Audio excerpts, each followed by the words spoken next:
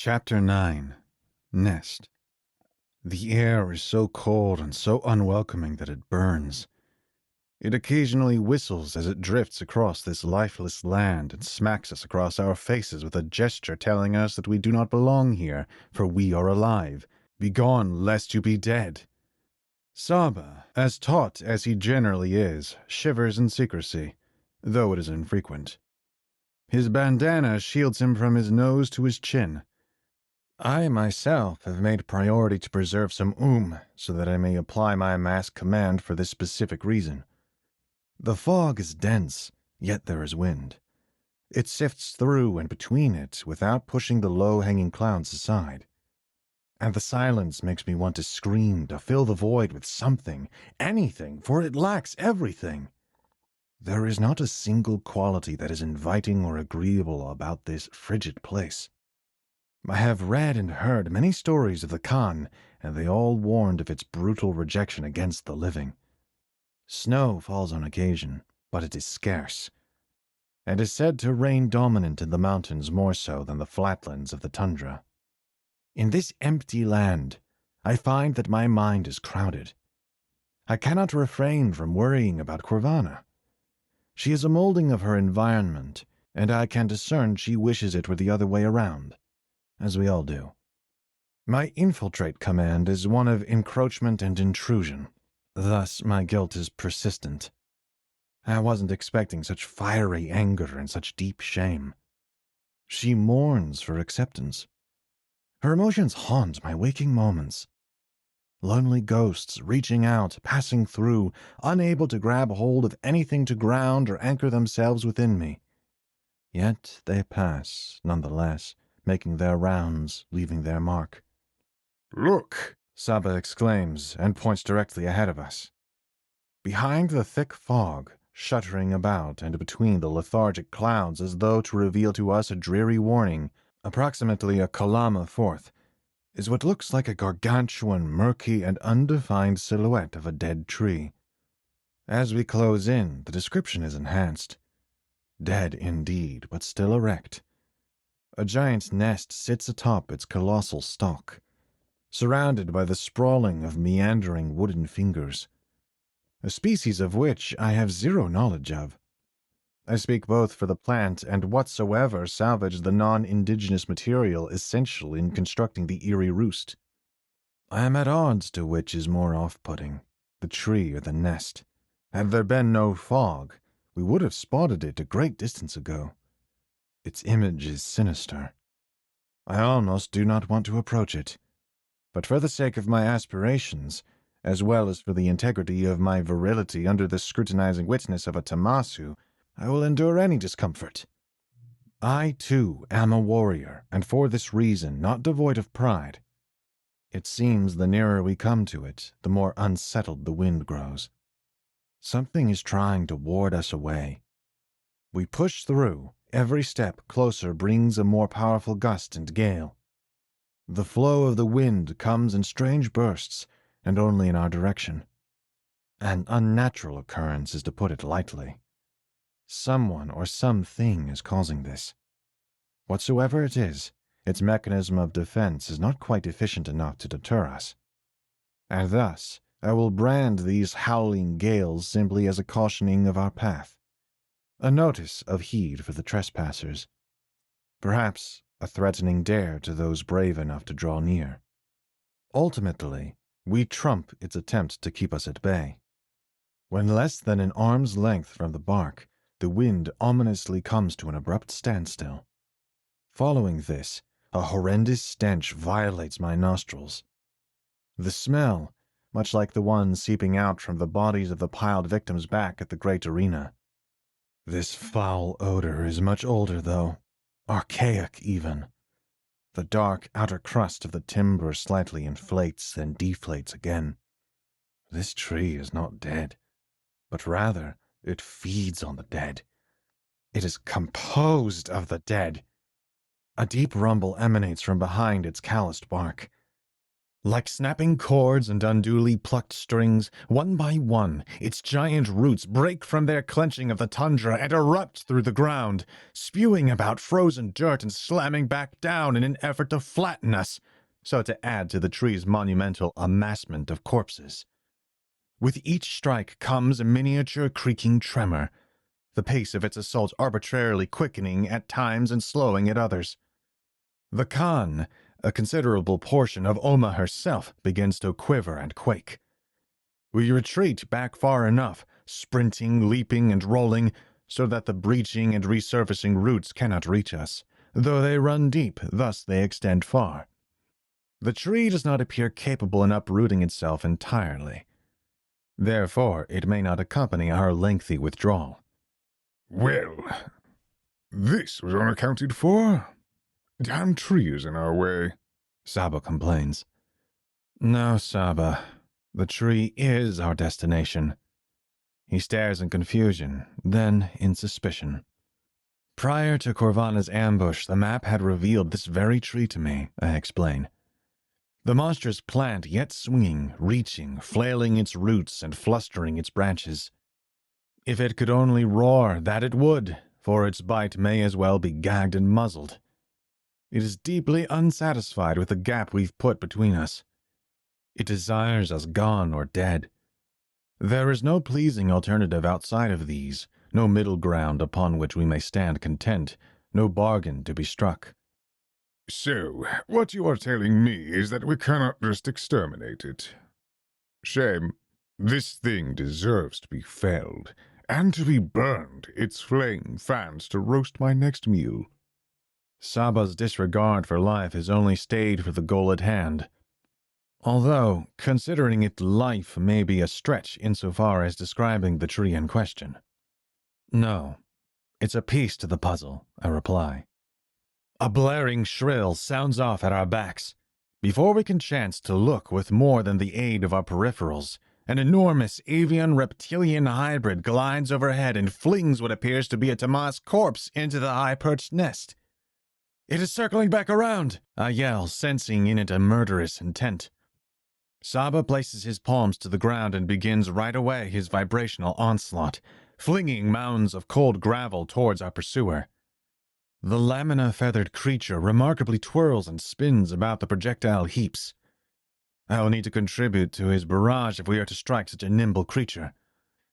Command, astral arrow!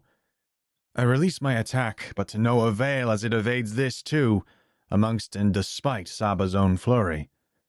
The nightmarish bird swoops down and skillfully grabs hold of Saba by his left arm as he tries to shield himself with it. Its ravenous claws must have sunk deep into his flesh, for he lets out a boisterous cry in agony. I prepare another arrow, but it is far too risky to loose while Saba is undertook as its hostage. I cannot get a clear shot!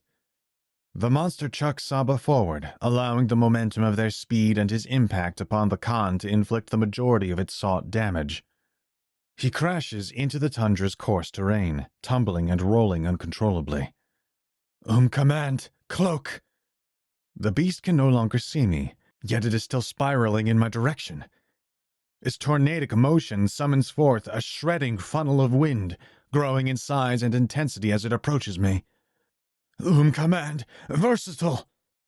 Buttressing my physical prowess by mass and channeling a great deal of into my fist, I jab a shelter through the turf and plunge myself inside seeking its protection. The majority of the gust blows past, but several slivers of the burst of that twisting gale sink into my bunker and cut my forearms as I shield my eyes. Winds that slash, such force and manipulation of the air is unheard of. By my tracking command, I sense the bird, and it smells me. There seems to be no hiding from one another. To my left, a doorway is vibrated into being, and the mangled Saba is to be my first guest. Behind him is a tunnel which he had shaped leading to where he had crash-landed. I am going to drive my blade so far down that thing's skull that... I raise my index finger to hush him. The flaps of its immense wings are no longer audible. I perceive its muted glide high above us. It circles with a predatory, no, rather a scavenger's patience. A closer analysis of the radiating from the beast shows me that it is not its own. In actuality, the resembles that of the trees, and the tree's is the same as the surging into being leached from the corpses. If my suspicions are to be justified, this bird has been dead for centuries. The tree is what moves and animates the beast in order to keep up with its bloodthirsty feedings. And it chose a rather inconspicuous base, far from the hunting grounds of the victims it imports. I relay my findings to Saba.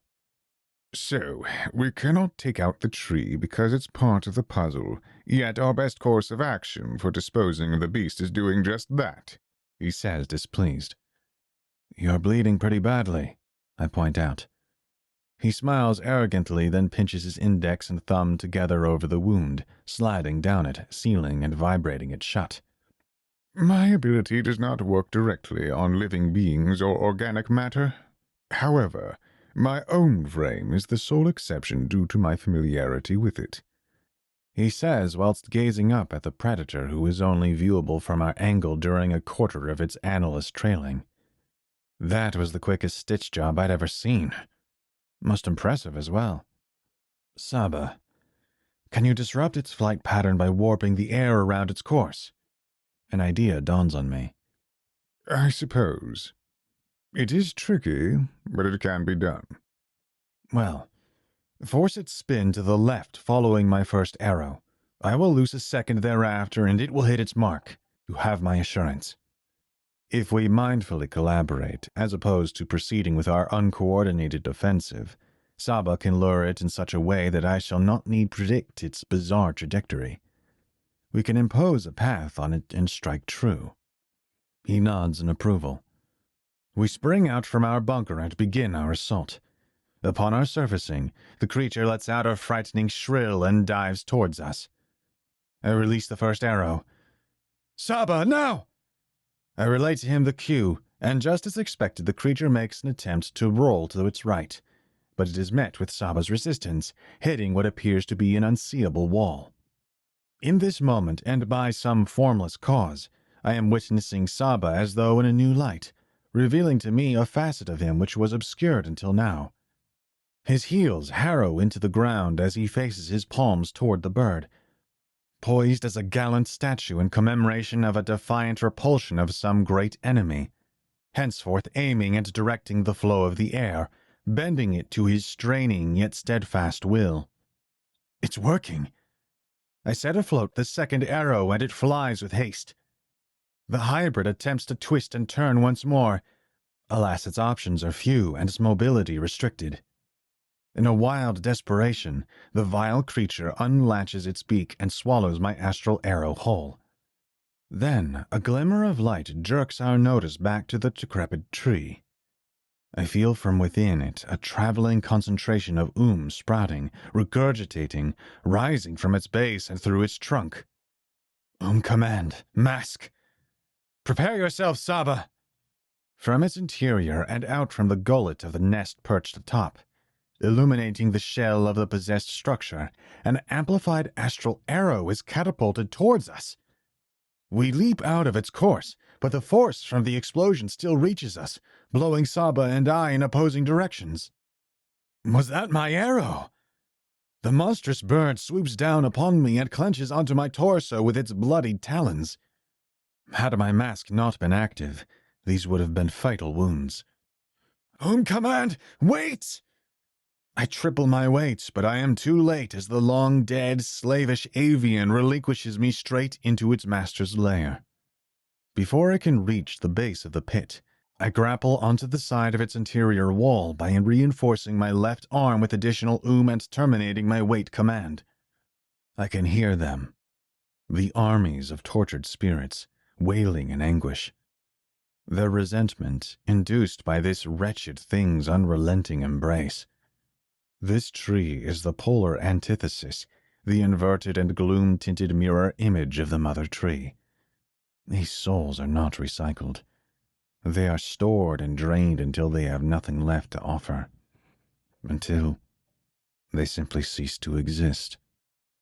sickening, sorrowful dread. A sense of acute misery overcomes me. Why am I here? I ought to be home, where it is safe.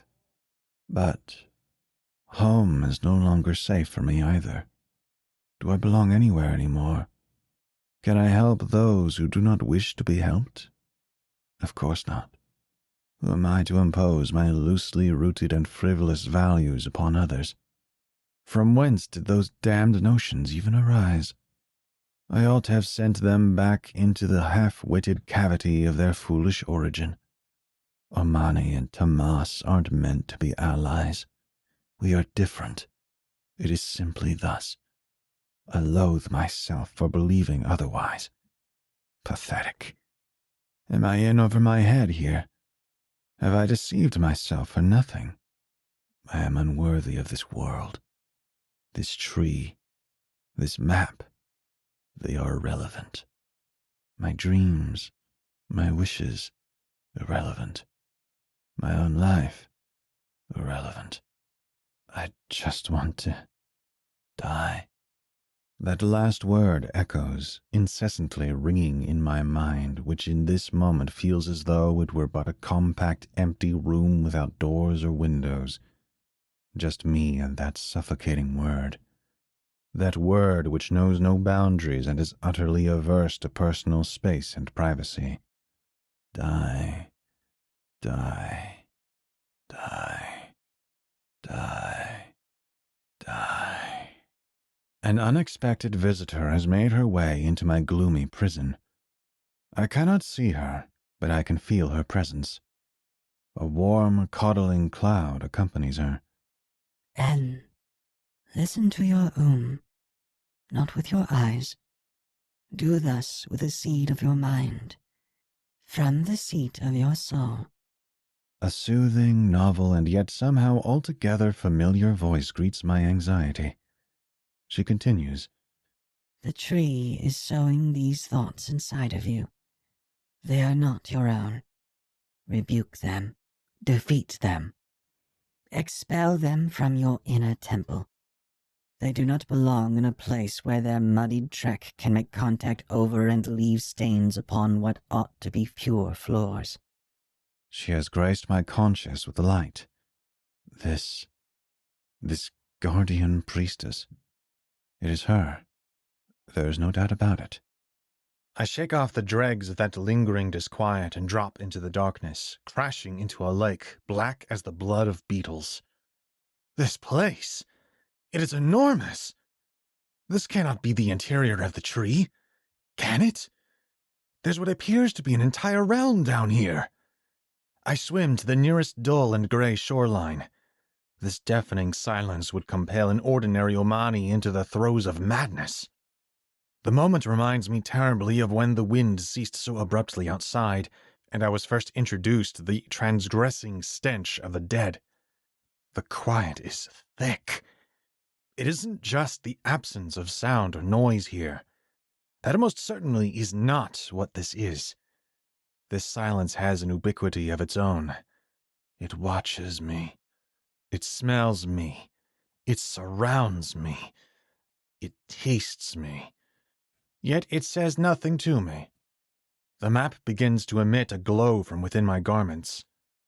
I retrieve it from behind my shirt and unravel it before me. What was previously the world map of Oma is now an entirely different chart. It must be guiding me here, in this unknown world. A symbol of a folding fan is outlined. I commence in following the map's course. The path shrinks with each Amma covered.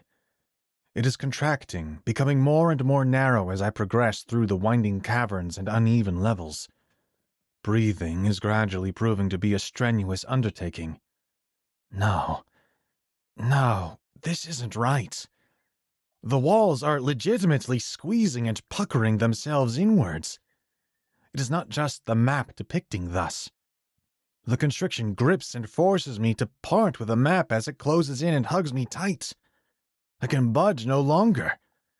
Smothered by the tree, I not only experience the abrasion of its inward bark, but also that of the stretched skins of the undead.